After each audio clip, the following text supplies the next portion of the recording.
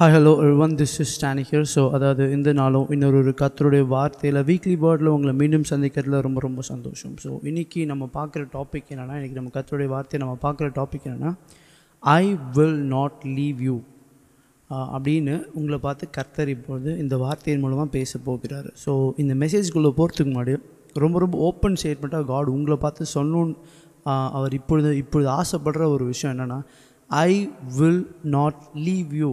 உங்கள் சூழ்நிலை எப்படின்னா இருக்கலாம், உங்களோட காரியங்கள் எப்படின்னா இருக்கும், உங்களுடைய வாழ்க்கை எந்த விதமான நிலவரத்தில் வேணால் இருக்கலாம். ஆனால் கர்த்தருடைய வார்த்தைக்கு இருக்கிற வல்லமை ரொம்ப நம்மளுடைய சூழ்நிலையை விட எக்ஸ்ட்ரான்றதை மட்டும் நம்ம ஒருவேளை விசுவாசிக்க முடியலன்னா, கர்த்தரே நமக்கு அற்புதம் செஞ்சால் கூட நம்மளால் ஒரு சில நேரத்தில் அதை என்ன பண்ண முடியாதுன்னு பெற்றுக்கொள்ள முடியாது. ஸோ ரொம்ப முக்கியமான விஷயம், நம்ம பேரே விசுவாசிகள் தான். ஸோ எக்காரணத்துக்கு கொண்டு எந்த சூழ்நிலையும் நம்மளோட விசுவாசத்தை மட்டும் விட்டுறவே கூடாது. ஸோ விசுவாசம் தான் நம்மளுக்கு என்ன கேடகம் போல இருக்குது. அதாவது என்ன விசுவாசம் நமக்கு ஷீல்ட் ஆஃப் ஃபெய்த் அப்படின்வாங்க. அதாவது சர்வாயுத வர்க்கம் ஆர்மர் ஆஃப் காடில் எந்த விதமான அம்புகளும் நம்மளை தாக்காமல் இருக்கிறதுக்கு ஷீல்டு தேவை. இப்போ நீங்கள் ஒரு யுத்தத்துக்கு போனீங்கன்னா, உங்களை நோக்கி அநேக விதமான அம்புகள் பாயாதபடிக்கு உங்களுக்கு ஒரு ஷீல்டு, அதாவது அநேக விதமான ப்ரொடெக்ஷன் இருக்குது. அதில் முக்கியமான ஒரு ப்ரொடெக்ஷன் ஷீல்டு. நம்ம முன்னாடி ஷீல்டை பார்க்கும்போதே அம்பு இது போடணுன்னே தோணுது. அப்படி ஒரு அம்பை உண்மை எய்தால் கூட அது உங்களை எந்த விதத்துலையும் அஃபெக்டே பண்ணாது. ஏன்னா அவங்க முன்னாடி என்ன இருக்குது, என்ன விசுவாசம் என்னும் கேடகம். அப்போது அது அந்த விஷயம் போர் வீரனுக்கு தானே. அப்போ எதுக்கு அந்த விஷயத்து எனக்கு எதுக்கு தேவை அது அப்படின்னு நம்ம ஒரு வேளை யோசிக்கலாம். நம்ம எல்லாருமே விசுவாசத்தின் போராட்டத்தை போராடிட்டுருக்கோம். ஸோ கர்த்தருடைய, அதாவது ஒரு பவுலை பார்த்து சொல்கிற நல்ல போராட்டத்தை போராடினேன் என்று அவர் பால் சொல்கிறார். So there is a wrestling that is going on between us and the evil things of this world. இந்த வேர்ல்டில் ஒரு விதமான கிராவிட்டி இருக்குது. அது நம்மளை எப்படா பிடிச்சி கீழே தள்ளலான்னு பார்த்துட்ருக்கு. அநேக விதமான பொய்கள், அநேக விதமான அம்புகள் நம்மளை விடாமல் பாஞ்சிட்டே இருக்குது. இதுலேருந்து நான் எப்படி தப்பிக்கிறது அப்படின்னு கேட்டிங்கன்னா, ஒரே வழி தான், விசுவாசம் என்னும் கேடகம். முற்றிலுமாக எல்லா சர்வாயுத வர்க்கத்தில் இருக்க அத்தனையுமே தேவை. அதில் ரொம்ப முக்கியமாக ஒரு விஷயம், இப்போது இது ரொம்ப எம்ஃபசைஸ் பண்ணி சொல்லணுன்னா, விசுவாசம் என்னும் கேடகத்தை எடுத்து பிடிச்சிக்கோங்க. உங்கள் விசுவாசத்தை நீங்கள் கர்த்தர்ட்ட எப்படி எக்ஸ்ப்ரெஸ் பண்ணலான்னா, இப்போது இந்த வார்த்தையை நீங்கள் விசுவாசிக்கிறதன் மூலமாக எக்ஸ்ப்ரெஸ் பண்ணலாம். ஐ வில் நாட் லீவ் யூ அப்படின்னு அவர் உங்களை பார்த்து சொல்கிறார். அதை நீங்கள் விசுவாசிச்சிங்கன்னா தேவ மகிமையை காண முடியும். ஐ வில் நாட் லீவ் யூ அப்படின்ற இந்த வார்த்தைக்கு சப்போர்ட்டிங்காக இன்றைக்கி நம்ம பார்க்குற கர்த்தருடைய வார்த்தை என்னென்ன, கர்த்தருடைய வார்த்தை எங்கள் ஆதியாகமத்தில் 28ஆம் அதிகாரத்தில் 15ஆம் வசனம், book of Genesis chapter 28 verse 15 அதில் இருக்கிறபடி, நான் உன்னோடே இருந்து நீ போகிற இடத்திலெல்லாம் உன்னை பார்த்து இந்த தேசத்துக்கு உன்னை திரும்பி வர பண்ணுவேன். நான் உனக்கு சொன்னதை செய்யும் அளவும் உன்னை கைவிடுவதில்லை அப்படின்னு யாக்கோபை பார்த்து கர்த்தர் வாக்குத்தத்தம் கொடுக்கிறார்.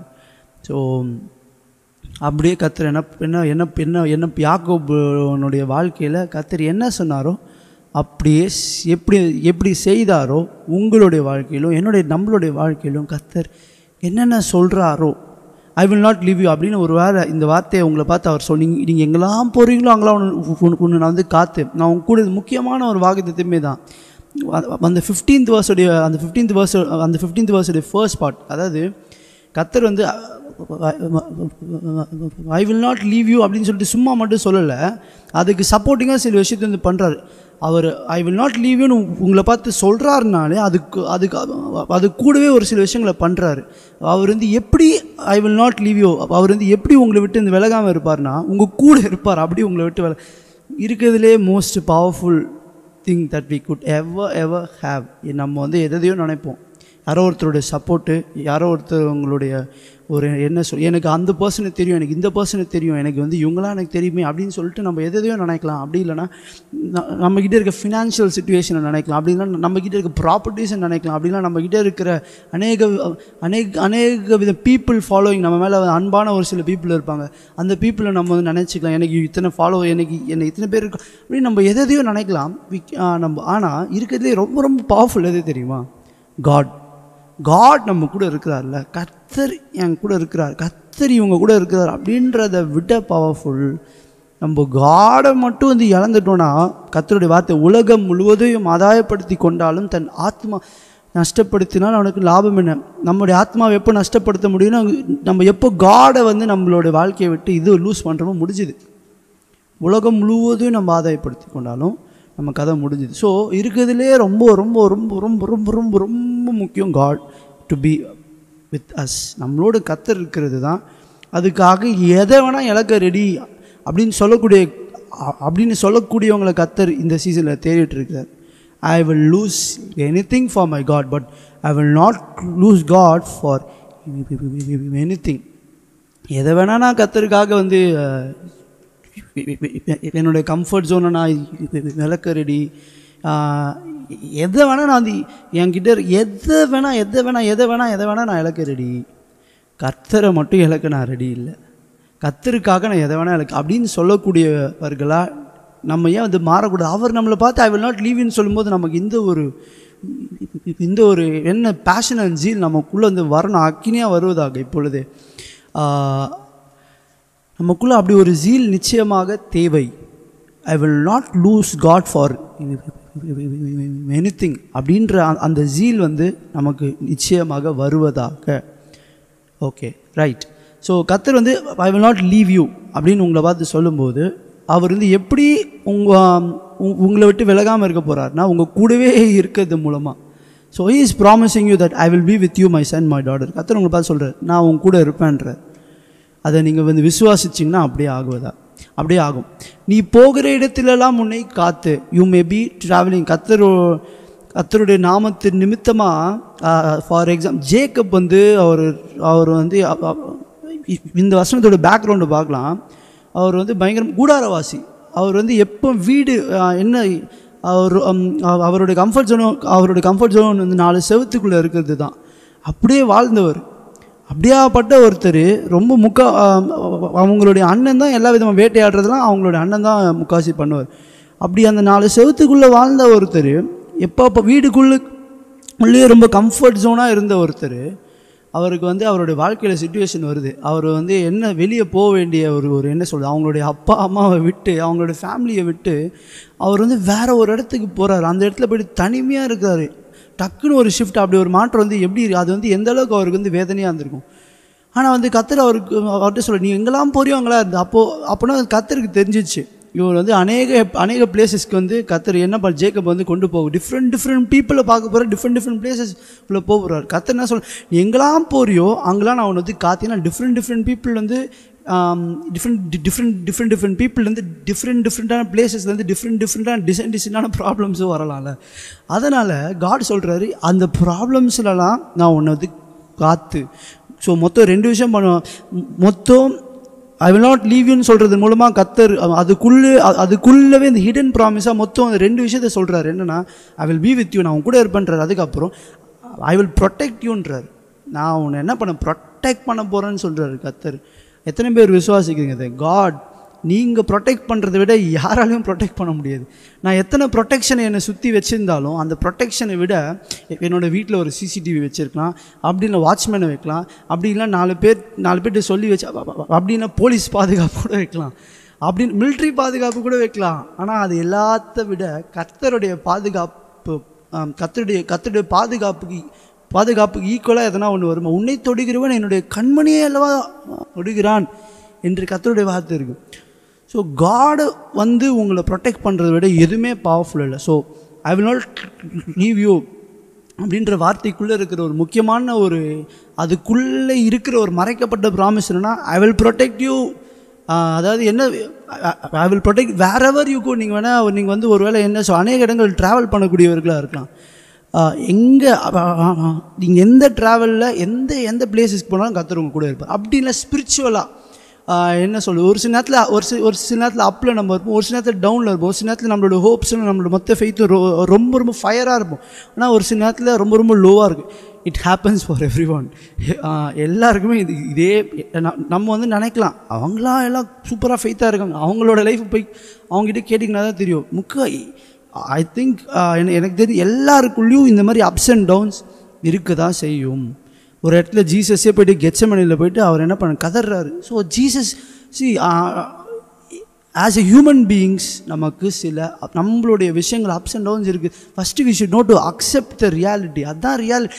அந்த அப்ஸ் அண்ட் டவுன்ஸ் நான் வந்து சாதாரண பலவீனமான ஆள் தான் ஆண்டவர், ஆனால் நீங்கள் தான் என்னை ஸ்ட்ராங்காக மாற்றுறீங்க அப்படின்னு சொல்லிட்டு நம்மளுடைய எல்லா பிரச்சனைகளும் கர்த்தர்ட்ட எடுத்துகிட்டு போகும்போது அவர் தான் நம்மளை ஸ்ட்ராங்காக மாற்றுறாரு. ஸோ கர்த்தரை மகிமைப்படுத்த முடியாது. அப்ஸ் அண்ட் டவுன்ஸ் இருந்தால் கூட பரவாயில்ல, ஆனால் கர்த்தரை பிடிச்சிக்கணும் விடாமல். நம்மகிட்ட ப்ராப்ளம் வந்தால் கர்த்தரை விட்டு ஓடிடக்கூடாது, கர்த்தர்கிட்ட ஓடணும். அப்படியாப்பட்டவர்களாக கர்த்தர் நம்ம நிச்சயமாக மாற்றுவாராக. ஏன் அவர்கிட்ட ஓடணும்னா நம்ம எந்த விதமான பாதை எந்த இடத்திலும் ஏதோ ஒரு மலையை போல் ரொம்ப ஹையான ஸ்பிரிச்சுவல் இதில் இருந்தாலும் சரி, ரொம்ப லோவான பயங்கர ரொம்ப லோவாக இருக்குது, நான் விட்டு வந்து உடஞ்சிருவேன், என்னோட விசுவாசம் எப்போ போகனே தெரியாது அப்படின்ற நிலைமையில் இருந்தாலும் சரி, கர்த்தர் என்ன சொல்கிறோம், நீ எல்லா இடத்துலையும் உனது காத்து, நீ எந்த நிலவரத்தில் இருந்தாலும் நீ ரொம்ப லோவாக ஃபீல் பண்ணுறியா, அங்கேயும் நான் உன்னை காத்து என்னுடைய கரத்தை விட்டு நான் உனக்குள்ளே வச்சுருக்க விசுவாசத்தோடு நீ முற்றிலுமாக விலகாதபடி நான் உன்னை காப்பேன்றார் கர்த்தர். அப்படி இல்லைனா அதோட டேஞ்சர் எதுனா இருக்க ரொம்ப பீக்கில் இருக்கும்போது அப்படியே கர்த்தரை மறந்து நம்ம ஒரு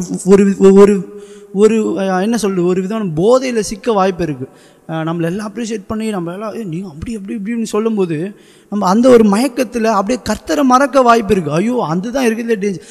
அங்கேயும் கர்த்தர் சொல்கிறாரு, அங்கேயும் நான் உன்னை காப்பேன், நான் உன்னை வந்து நீ வந்து ரொம்ப லோவில் இருந்தாலும் நான் உன்னை காக்க ரெடி, நீ ரொம்ப ஹையில் நான் உன்னை எடுத்துகிட்டு போனேன், அங்கேயும் நான் உன்னை நிச்சயமாக காப்பேன். கர்த்தர் இன்னைக்கு உங்களை பார்த்து ஐ வில் நாட் லீவ் யூ, எந்த நிலவரத்தில் இருந்தாலும் நீ போகிற இடத்துலலாம் உன்னை இந்த தேசத்துக்கு உன்னை திரும்பி வர பண்ணுவேன். அது வந்து எந்த தேசம்னா அவருடைய பிரசன்னம் தான் அந்த தேசம். His presence is my dwelling place. அப்படி இல்லைனா இந்த தேசத்துக்கு அப்படின்னு சொல்லும்போது கர்த்தருடைய பிரசன்னம் தான். ஸோ ஃபஸ்ட்டு விஷயம் கர்த்தருடைய பிரசன்னத்துக்கு அவர் மறுபடியும் அந்த பிரசன்னத்துக்கு வந்து வர வைப்பார். ஸோ நீ எங்கே சுற்றினாலும் என் பிரசன்ஸ் கண்டிப்பாக வந்து வருவேன் அப்படின்றார். அதுக்கு காரணம் கர்த்தருடைய பிரசன்னம் நம்ம கூட வரப்போகுது, அதனால இருக்கலாம். அப்படின்னா நம்மளையும் பிடிச்சி இழுத்து ஆண்டவர் எல்லாத்தையும் ஓரம் கட்டுறேன், உங்களுக்கு இம்பார்ட்டன்ஸ் கொடுக்குன்னு அவர்கிட்ட வரவும் முடியும். ஸோ இந்த தேசத்துக்கு அவர் என்ன பண்ண திரும்பி வந்து வர வைக்க போகிறாரு. அதுக்கப்புறம் அந்த வார்த்தை இன்னொரு விதத்தில் சொல்லணும்னா, நீங்கள் ஒரு சில தேசத்தில் வந்து ரொம்ப கேள்வியோடு ரொம்ப வேதனையோடு ரொம்ப வெக்கப்பட்டு ஒரு சில பிளேசஸ்லேருந்து நீங்கள் அப்படி தலை குனிஞ்சு வந்திருக்கலாம். அதே இடத்துக்கு கர்த்தர் உங்களை நிச்சயமாக தலை நிமிர கொண்டு போய் இந்த தேசத்துக்கு திரும்ப வர பண்ணுவேன் அப்படின்னு சொல்கிறார். ஸோ நீங்கள் வெட்கம் அனுபவித்த சகல தேசத்திலும் கர்த்தர் உங்களை வந்து கர்த்தர் வந்து எப்படி கீர்த்தியும் புகழ்ச்சியமாக வைப்பார். ஸோ எந்தெந்த தேசத்தில் உங்களை பார்த்து சத்துரு சொல்ல இந்த இடத்துல தானே நீ வந்து தோத்த. ஸோ எந்தெந்த விஷயத்தில் எந்தெந்த பர்டிகுலர் வீக்னஸில் எந்தெந்த விஷயத்துலலாம் நீங்கள் நிச்சயம் தோத்துட்டீங்கன்னு சொல்லிட்டு சத்துரு உங்களை பார்த்து சொல்கிறாங்க, அதே இடத்துல கர்த்தர் கொண்டு போய் நிற்க வைப்பார். இந்த தேசத்துக்கு நீ திரும்பி இதே. ஸோ இந்த வசனத்தை யாக்கோப் கிட்ட கர்த்தர் இந்த வசனத்தை யாக்கோப் கிட்ட கர்த்தர் வந்து கொண்டு போகும்போது அவர் ரொம்ப ஹோப்லெஸ்ஸான ரொம்ப லோவான சுச்சுவேஷனில் இருந்தார். நீங்களும் அதே நிலைமையில் இருக்கலாம். ஆனால் கர்த்தர் சொல்கிறார் இதே இடத்துக்கு உன்னை வந்து மறுபடியும். ஆனால் வந்து அப்போ வரும்போது நீங்கள் வந்து என்ன கர்த்தருடைய ப்ராமிஸ் ஃபுல்ஃபில்மெண்ட்டில் எப்படி யாக்கோப் சொல்கிறாரு, நான் வந்து வெறும் கையாக போனேன், கர்த்தர் என்னை வந்து என்ன 2 பரிவாரத்தை கொடுத்து ஆசீர்வதித்தார் அப்படின்னு சொன்னது போல் கர்த்தர் உங்களையும் நிச்சயமாக சொல்ல வைப்பாராக. I will not leave you. So கர்த்தர் வந்து உங்களை என்ன பண்ண போகிறார், he is not going to leave you. நான் உனக்கு சொன்னதே செய்யும்போது உன்னை கைவிடுவதில்லை. இப்போ அவர் சொன்ன விஷயத்தெல்லாம் உங்கள் வாழ்க்கையில் ஃபுல்லாக செய்கிற வரைக்கும் அவர் உங்களை நிச்சயமாக கைவிடவே மாட்டார் அப்படின்னு அவர் உங்களை பார்த்து சொல்கிறாரு. அதை கேட்டு அதை அப்படியே விசுவாசித்து நான் அதை அப்படியே பெற்றுக்கொள்கிறேன் என் வாழ்க்கையில், என்னோடய விசுவாச கண்ணில் அதை அப்படியே நான் அப்படியே பார்க்குறேன், அதை அப்படியே பெற்றுக்கொள்கிறேன்னு சொல்கிறவங்க மட்டும் அப்படியே கண்களை மூடி கர்த்தரை நோக்கி பார்க்கலாம். ஆண்டவரே, எங்களுக்கு தேவையான விசுவாசத்தை நீங்கள் இப்பொழுதே தந்ததற்காக நன்றி. நீங்கள் எங்களுக்கு சொன்னதெல்லாம் நிச்சயமாக செய்ய போவதற்காக நன்றி. அதை நாங்கள் அப்படியே விசுவாசிக்கிறோம் ஆண்டவரே. உம்மிடம் எங்களை ஒப்புக் கொடுக்குறோம். இயேசுவின் மூலம் ஜெபிக்கிறோம் நல்ல பிதாவே, ஆமென். இதே போல் இன்னொரு கர்த்தருடைய வார்த்தையில் மீண்டும் சந்திக்கும் வரை நன்றி, வணக்கம். See you in the next video. Bye.